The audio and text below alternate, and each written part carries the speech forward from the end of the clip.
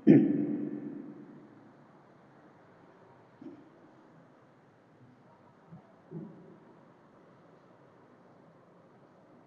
اللہ الرحمن الرحیم نحمده ونصلی علی رسولہ۔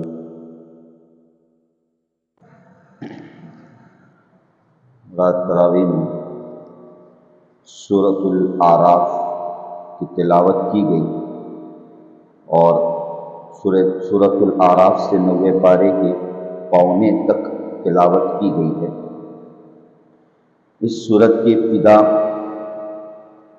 الف لام میم صاد سے ہوتی ہے۔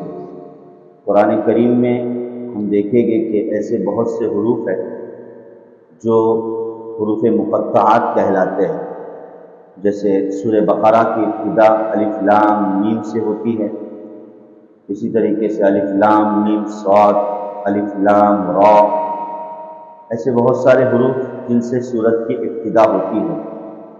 تو یہ حروف مقطعات کہلاتے ہیں، یعنی کٹے ہوئے حروف۔ اور اللہ کی شان یہ ہے کہ سوائے اللہ کے اس کے معنی اور مطلب کو کوئی نہیں جانتا۔ ہم دیکھیں گے کہ جتنے بھی قرآن کریم کے مترجم ہیں، ترجمہ کرنے والے، اس کی تفسیر لکھنے والے، بہترین سے بہترین قرآن کریم کی تفسیر لکھ چکے ہیں اور لکھ رہے ہیں، لیکن جہاں یہ حروف آ جاتے ہیں تو وہاں پر اس کا کوئی مطلب بیان ہی نہیں کر سکتے۔ وہاں سیدھے سیدھے الف لام میم کا مطلب الف لام میم ہی لکھ دیتے ہیں اور کہہ دیتے ہیں کہ اس کا معنی سوائے اللہ کے اور کسی کو نہیں معلوم۔ نعوذ باللہ من ذالک، ہمارے ذہن میں یہ بات بھی نہیں رہنی چاہیے، قرآن کریم کے ساتھ یہ گستاخی ہوگی کہ اس کا کوئی معنی نہیں ہے اور یہ بے مطلب ایسے ہی قرآن میں ذکر کیا گیا ہے۔ قرآن کریم کا کوئی لفظ اور کوئی حرف بے معنی اور بے مطلب نہیں ہے۔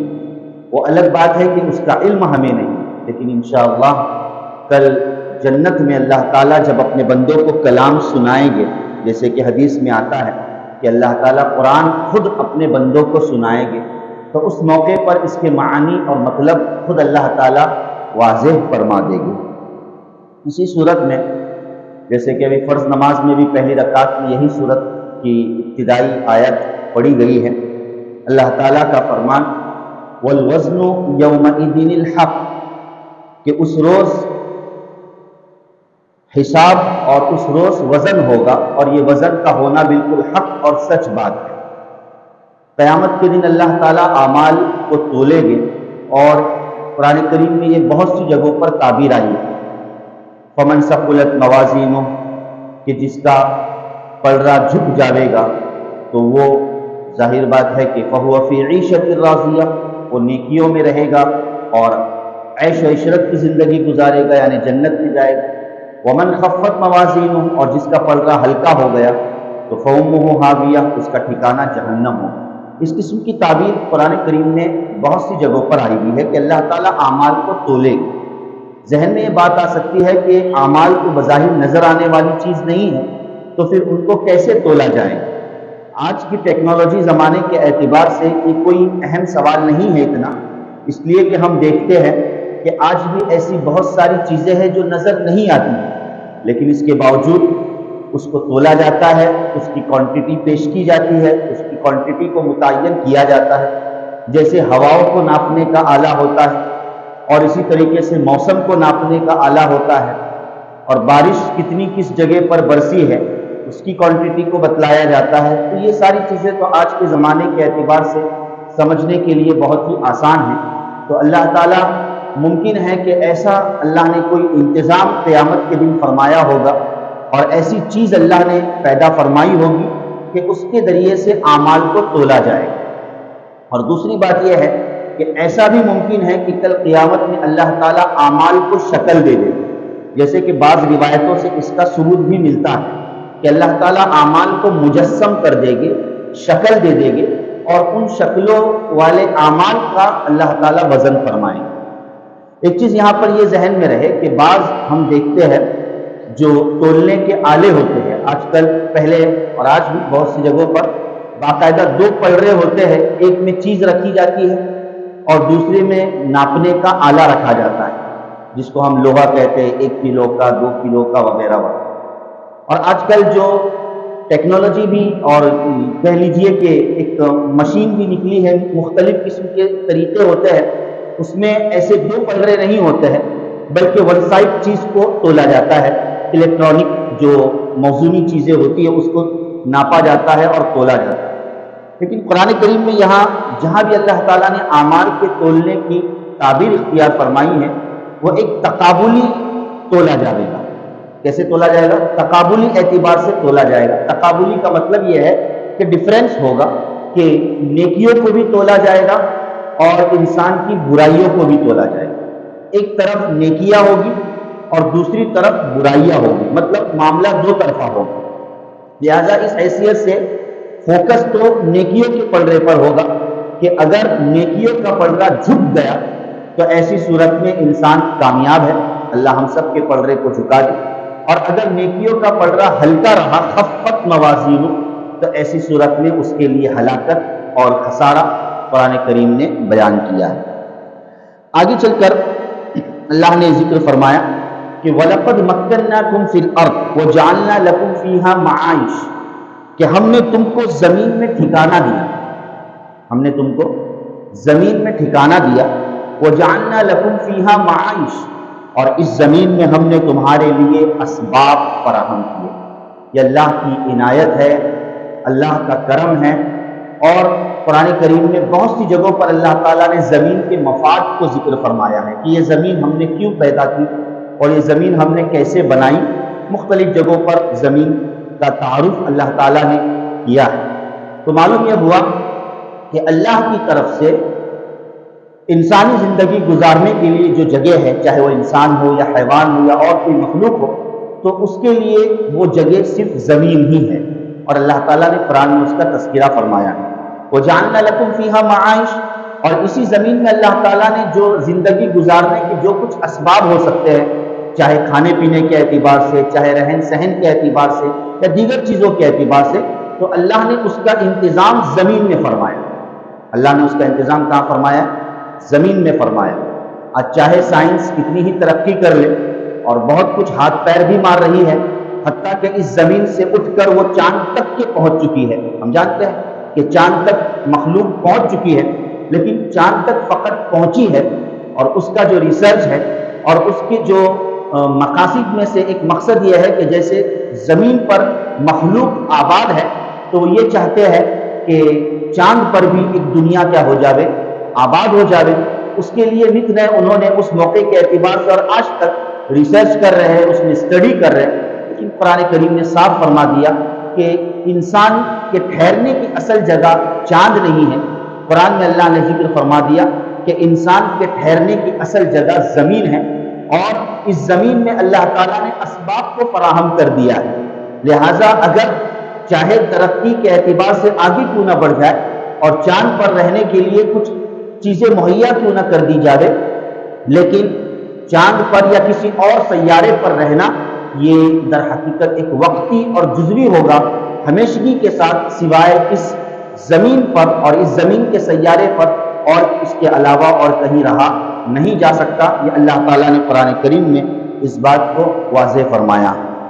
آگے چل کر اللہ تعالیٰ نے ایک تفصیلی واقعہ جو بہت سی جگہوں پر موجود ہے اور یہاں پر اللہ تعالیٰ نے تفصیلاً ذکر فرمایا ہے، حضرت آدم علیہ السلام اور ابلیس کا جو واقعہ ہے کہ اللہ تعالیٰ نے فرشتوں کو سجدہ کرنے کا حکم دیا، سو تماموں نے سجدہ کیا سوائے ابلیس، الا ابلیس، ابلیس نے سجدہ نہیں کیا اور وہ اپنے غرور اور گھمنڈ میں مبتلا ہو گیا اور اللہ تعالیٰ کے سامنے شیخی بگارنے لگا اور اس کے ریزنز کو پیش کرنے لگا، علتوں کو پیش کرنے لگا کہ انا خیر منہ، میں بہتر ہوں، اور وہ کیا ہے، مٹی سے بنا ہے اور میں آگ سے بنا ہوں۔ یہ ساری دلیلیں جھاڑنے لگا تو اللہ تعالیٰ نے اسے اپنے دربار سے راندہ درگاہ کر دیا اور ہمیشہ ہمیشہ اس پر لعنت کا اللہ تعالیٰ نے طوق ڈال دیا۔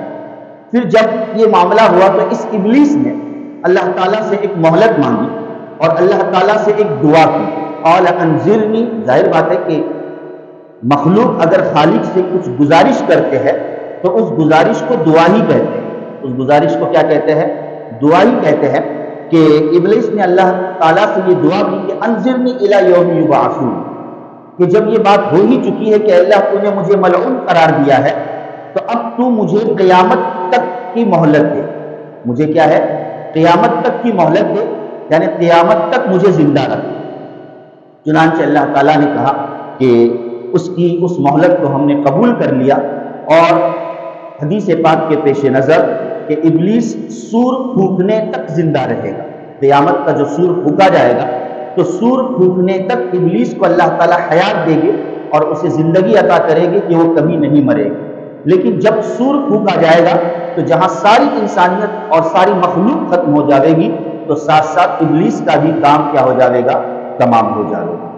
یہاں ایک بات نقطے کی یہ ہمیں سمجھ میں آتی ہے کہ ابلیس نے اللہ تعالیٰ سے دعا کی اور اللہ تعالیٰ نے ابلیس کی دعا کو قبول کیا. معلوم یہ ہوا کہ دعا کے قبول ہونے میں ایمان اور غیر ایمان، اچھے اور برے کی کوئی شرط نہیں ہے. یعنی اللہ تعالیٰ اچھوں کی بھی دعا کو قبول فرماتے ہیں اور اللہ تعالیٰ بروں کی دعا کو بھی قبول فرماتے ہیں. اللہ تعالیٰ ایمان والے کی دعا کو بھی قبول فرماتے ہیں، اللہ تعالیٰ غیر ایمان والے کی بھی دعا کو قبول فرماتے ہیں. کہ غیر ایمان والا بھی اپنے اعتبار سے دعا کرتا ہے، چاہے اب اسے پرارتھنا کہا جائے، ہمارے اعتبار سے دعا کہتے ہیں، ان کے مذہب کے اعتبار سے پرارتھنا کرتے ہیں. کہ بہت سی پرارتھنائیں ان کی جو ہوتی ہے اور بہت سی جو گزارشات ہوتی ہے کہ چاہے وہ معبودان باطلہ سے مانگتے ہیں، لیکن ان معبودان باطلہ کے اندر تو پوری کرنے کی کوئی طاقت نہیں ہے، وہ کرنے والی ذات تو پوری اللہ ہی کی ہے. چنانچہ اللہ تعالیٰ ایک غیر ایمان والے کی دعا کو بھی کیا کرتے ہیں؟ قبول فرما لیتے ہیں. معلوم یہ ہوا کہ دعا کے اندر ایسی تاثیر ہے کہ اللہ تعالیٰ دعا کی وجہ سے بہت خوش ہوتے ہیں اور اللہ یہ نہیں دیکھتے ہیں کہ میرا کون سا بندہ مانگ رہا ہے، کہ نیک بندہ مانگ رہا ہے، برا مانگ رہا ہے، ایمان والا مانگ رہا ہے، غیر ایمان والا مانگ رہا ہے. اللہ تعالیٰ یہ کوئی فرق نہیں کرتے.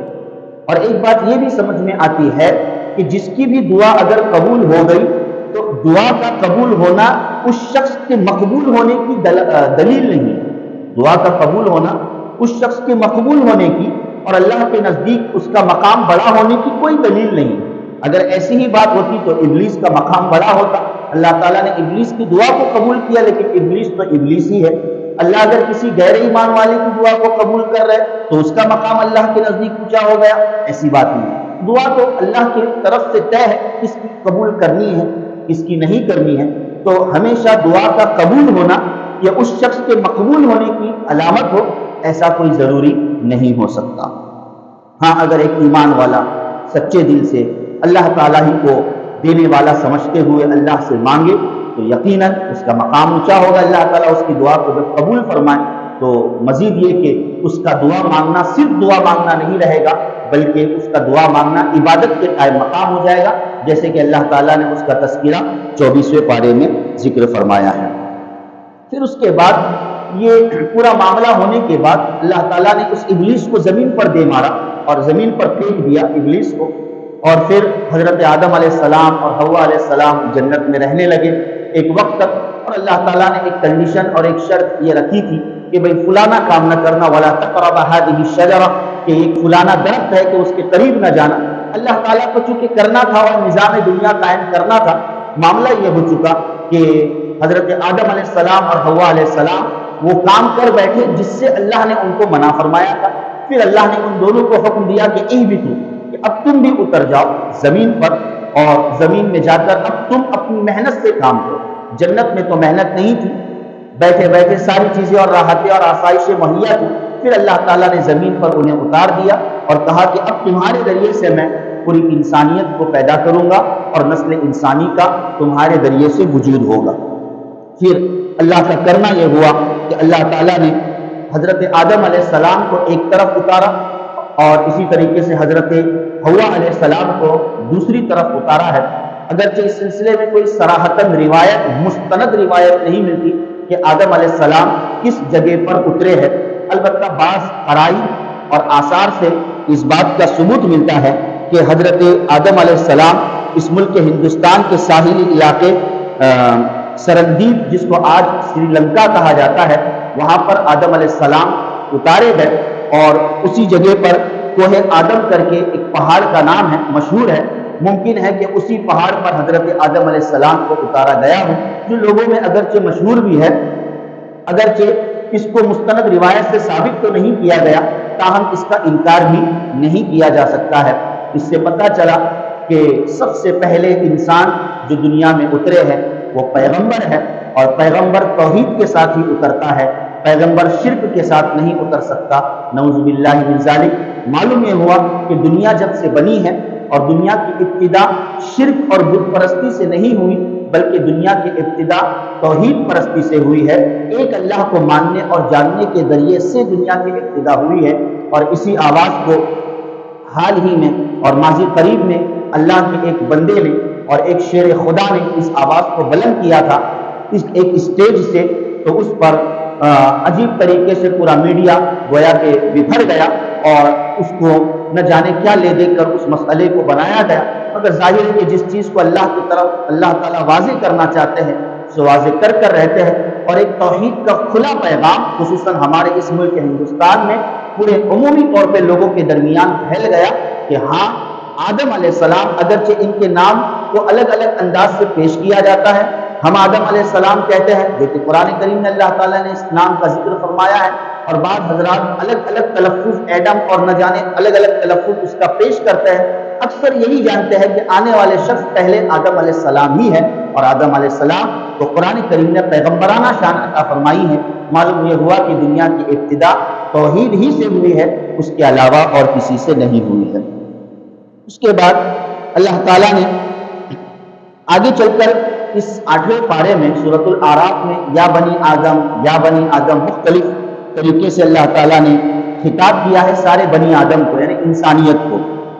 اس میں ایک اللہ نے ذکر فرمایا ابتدا کہ یا بنی آدم قد انزلنا علیکم لباسا یواری سوآتکم وریشا، اے بنو آدم یعنی اے انسانوں، ہم نے تم پر لباس کو اتارا ہے۔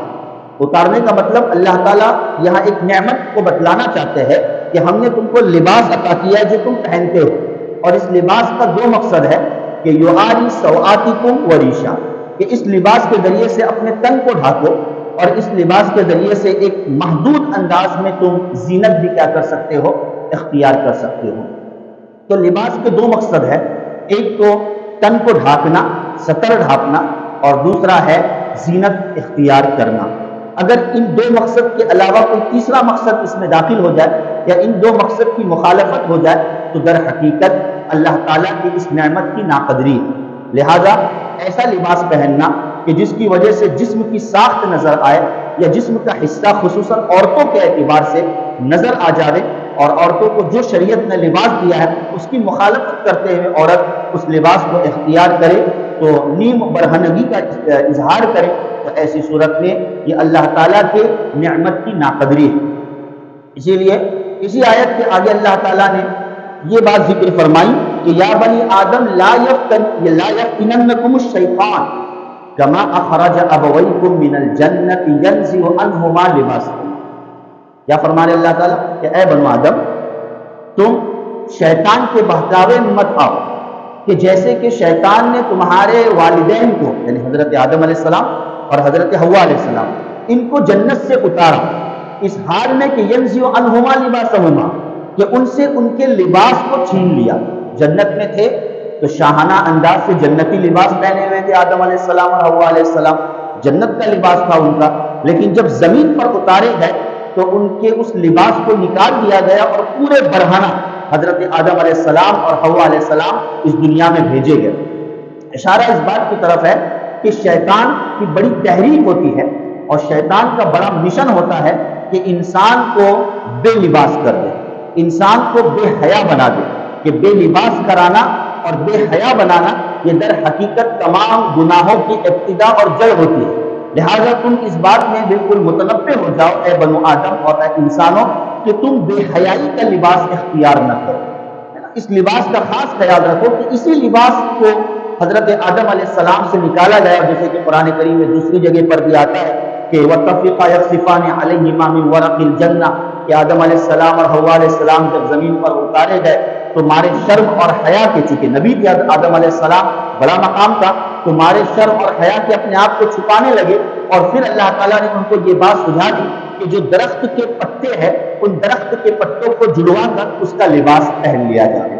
چنانچہ ان دونوں نے درخت کے پتوں کو جڑوا کر اپنے لباس کا اس موقع پر انتظام کر دیا۔ اور پھر وہ لمبا چوڑا واقعہ کہ حضرت آدم علیہ السلام نے اللہ تعالیٰ سے معافی طلب کی، ربنا ظلمنا انفسنا وان لم تغفر لنا وترحمنا لنکونن من الخاسرین، جو دعا ہم عامتاً پڑھتے ہیں اور یاد ہے یہ حضرت آدم علیہ السلام کی دعا ہے، اور اللہ تعالیٰ نے حضرت آدم علیہ السلام کی دعا اور توبہ کو قبول فرما لیا۔ آگے چل کر پھر اللہ نے لباس ہی کے تعلق سے یہ ذکر فرمایا کہ یا بنی آدم خذوا زینتکم عند کل مسجد، اے انسانوں ہر نماز کے موقع پر زینت اختیار کیا کرو، کیونکہ نماز ایک عبادت ہے، اس کا خاص اہتمام اور احترام کرتے ہوئے ہم ایک اچھے انداز سے اور اپنے آپ کو بنا کر اللہ کے حضور کیا ہو جائے، کھڑے ہو جائے۔ یہ نہیں کہ دیگر مواقع میں ہم اچھے انداز سے اپنے آپ کو سنوارتے ہیں اور مسجد میں آنا ہے اور نماز پڑھنا ہے تو بالکل کے انداز میں ہم آ جاوے، یہ نہیں، بلکہ ایک خاص، چونکہ جس ذات کے سامنے ہم کھڑے رہ رہے وہ ذات وراء الورا ہے، سب سے بڑی ذات ہے، اللہ اکبر ہے، لہٰذا اس کا مظاہرہ ہمیں یہ کرنا ہے کہ اپنے آپ کو کسی حد تک سنوار کر اور صحیح نہج اور طریقے سے اللہ کے حضور کھڑا رہنا ہے۔ آگے پھر اسی 8ویں پارے میں اللہ تعالیٰ نے جنت اور جنتی اور جہنمیوں کے مکالمے اور گفتگو کا تذکرہ کیا، جس کو اصحاب الجنہ اور اصحاب النار کہا جاتا ہے، اصحاب اعراف، کہ اللہ تعالیٰ نے جنت اور جہنم کو اس انداز سے بنایا ہے کہ ان دونوں کے درمیان ایک دیوار رکھ دی ہے۔ اب کیسی دیوار ہوگی، کیسی جنت ہوگی، کیسے جہنم ہوگی، یہ اللہ تعالیٰ ہی بہتر جانتے ہیں۔ اور ان دیواروں کے اندر اللہ تعالیٰ نے کچھ ایسی کھڑکیاں یا کہہ لیجیے کہ ایسے سوراخ اللہ نے بنائے ہیں، جیسے اس کی شان ہوگی کہ جس کی وجہ سے جنتی جہنمی کو دیکھیں گے اور جہنمی جنتی کو دیکھ لیں گے۔ ظاہر ہے کہ جب جنتی جہنمی کو دیکھیں گے تو اللہ کا شکر ادا کرے کہ اللہ تو نے ہمیں اس جگہ سے حفاظت فرمائی، اور جہنمی جب جنتی کو دیکھیں گے تو مزید ان کے عذاب میں اور شدت ہوگی، اور وہ گویا کہ جھلس جائے گے کہ ہم تو عذاب میں مبتلا ہیں اور جنتی لوگ مزے اڑا رہے ہیں۔ تو ان دونوں نے آپس میں جو گفتگو کی ہے تو اس گفتگو کا تذکرہ قرآن کریم میں موجود ہے کہ جنتی یہ کہے گے کہ قد وجدنا ما وعد ربکم حقا، کہ ہم نے تو اپنے رب کے وعدے کو پورا پا لیا، اللہ کے فضل و کرم سے اللہ نے ہم کو جنت میں داخل کر دیا، کیا تم نے اپنے وعدے کو پورا کر لیا؟ ایسا سمجھ لیا جائے کہ جلے پر نمک چھڑکنے کے قائم مقام ہے کہ کوئی شخص پہلے سے مصیبت میں مبتلا ہو اور اسی مصیبت کے ریزن کو یاد کروا کر اگر کسی کو کہا جائے تو گویا ایسا ہی یہ جو محاورہ ہے کہ یہ جلے پر نمک چھڑکنے کے قائم مقام ہو گیا، تو وہ جہنمی کہے گے کہ بھئی یہ کیا ہے، ہمیں تم عذاب میں مبتلا دیکھ ہی رہے ہو اور اس کے باوجود تم کہہ رہے ہو کہ تمہارے رب نے وعدہ پورا کیا یا نہیں کیا۔ اور پھر جہنمی جنتیوں سے یہ کہے گے کہ ان افیضوا علینا من الماء اور مما رزقکم اللہ، ہم تو دیکھ رہے ہیں کہ کس شان سے تم شراب پی رہے ہو، دودھ پی رہے ہو اور کیا ہے، شہد پی رہے ہو۔ جیسے اللہ تعالیٰ نے قرآن میں ذکر فرمایا کہ الگ الگ قسم کی جنت میں نہریں ہوگی، تو جہنمی کہے گے کہ ہم تو دیکھ رہے کبھی تو تمہارے ہاتھ میں شراب کا گلاس ہے، کبھی تو دودھ کا گلاس ہے، کبھی تو پانی کا گلاس ہے، کبھی تو شہد کا گلاس ہے، ہمیں یہ سب چیزیں نہ دو۔ ان افیضوا علینا من الماء، بڑی پیاس لگی ہے، تھوڑا سا پانی ہمارے منہ میں ٹپکا دو۔ عجیب حال، یہ جہنمی کہے کہ تھوڑا سا پانی ہمارے منہ میں ٹپکا دو۔ افاظ یفیض کے معنی ٹپکانے کے آتا ہے، کیونکہ اتنا سیراب میں نہیں، تھوڑا سا ہمیں کیا ہے پانی دے دو۔ اور مما رزقکم اللہ، اور ہم دیکھ رہے کہ تم نت نئے پھل فروٹ کھا رہے ہو جس کو ہم نے کبھی دنیا میں دیکھا نہیں، چکھا نہیں، اور عجیب عجیب قسم کے معقولات کھا رہے ہو، تو تھوڑا آج کا کھانا ہمارے گھر میں بھیج دو۔ ظاہر ہے کہ ان اللہ حرمہم علی الکافرین، اللہ تعالیٰ نے ان چیزوں کو کافروں پر کیا کر دیا ہے، حرام کر دیا ہے۔ نہ جہنم میں ایک پانی کا قطرہ ان کو دیا جاوے گا اور نہ کھانے کی کوئی چیز ان کو دی جاوے گی۔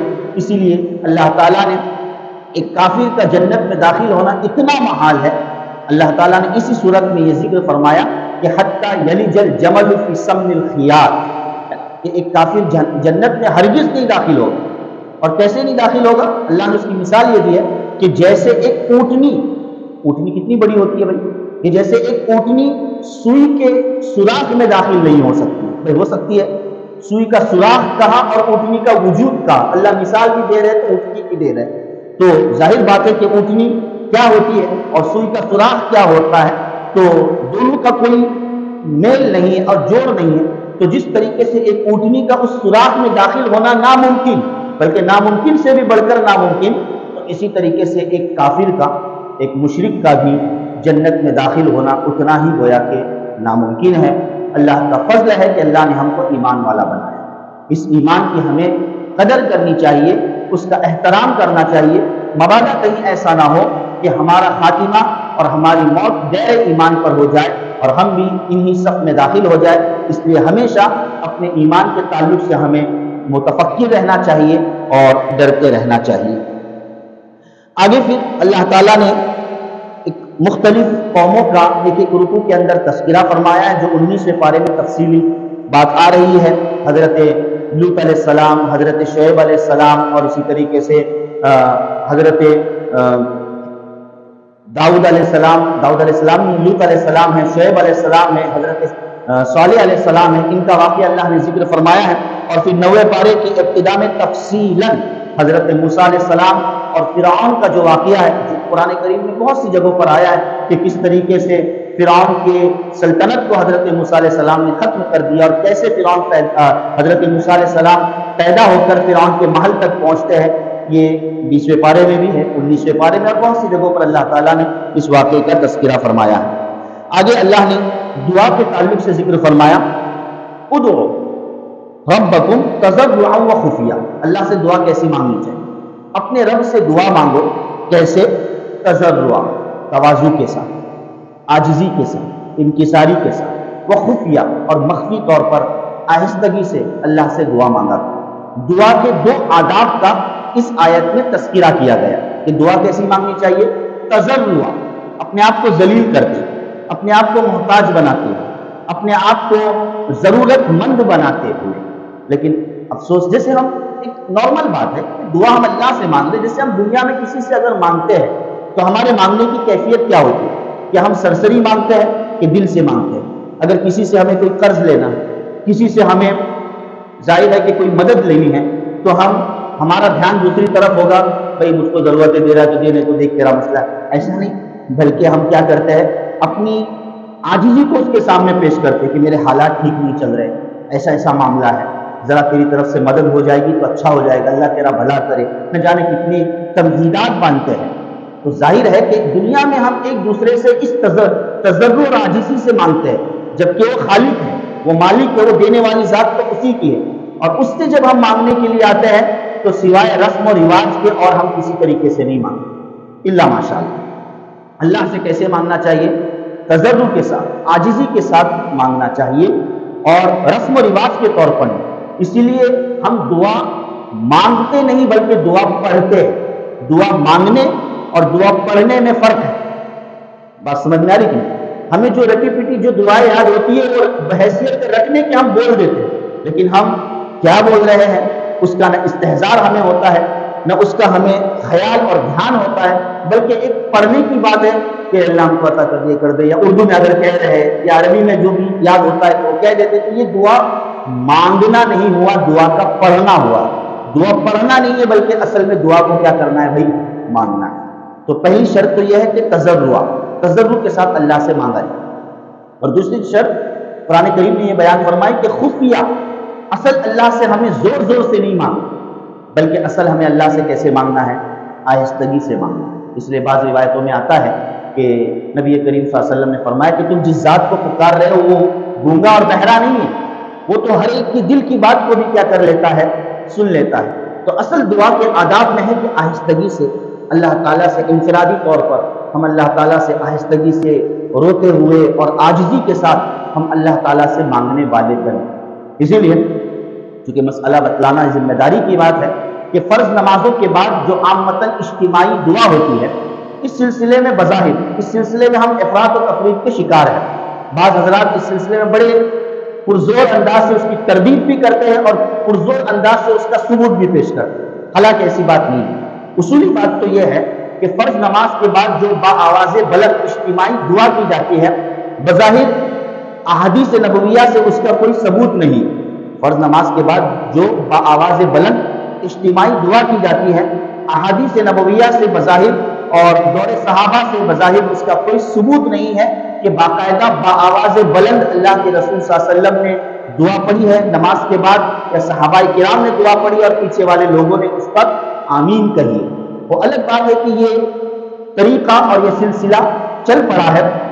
اس سلسلے میں ائمہ کرام نے بھی یہ مسئلہ واضح فرمایا، خصوصاً امام شافعی رحمۃ اللہ علیہ نے یہ ذکر فرمایا کہ اگر امام تعلیم للناس، لوگوں کو تعلیم دلانے کی خاطر کہ بھئی دعا پڑھنی چاہیے اور ایسی دعا کرنی چاہیے، تو اس حیثیت سے اگر امام زور سے دعا کر رہا ہے تو اس کی گنجائش بھی ہے، لیکن یہ تعلیم الناس آج کے اعتبار سے وہ تعلیم الناس بھی نہیں رہی ہے۔